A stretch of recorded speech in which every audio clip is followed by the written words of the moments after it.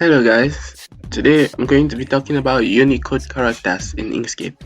We all know that Unicode characters are something that is hard to use in Inkscape because for you to use a Unicode character in Inkscape, you would have to go to the internet, search for that character, copy and paste, just like the three ones that you see here. These are all different typefaces that I've used with different Unicode characters, and it's time consuming to do this, going to the internet and coming back. So I found a way to do it right here in Inkscape, and let me get into that right now. So the way that you do this is, considering that I already have this thing typed out here, this word called fashion, or let me just change it to a three-letter word called ace.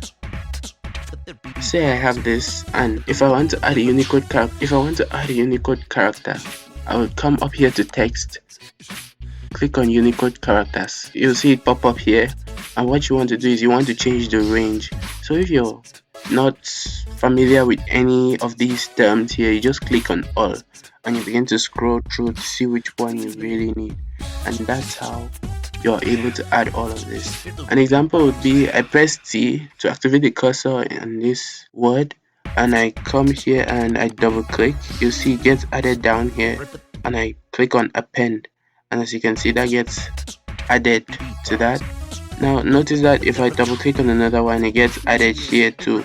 So what you do is you cancel the first one if you don't want both of them to appear again. So I'm going to cancel the first one. I'm going to click on append. Now as you can see, it's been appended behind that one. And you can do this for any other font, considering that it has Unicode characters. And that's how you use Unicode characters in Inkscape. See you next time.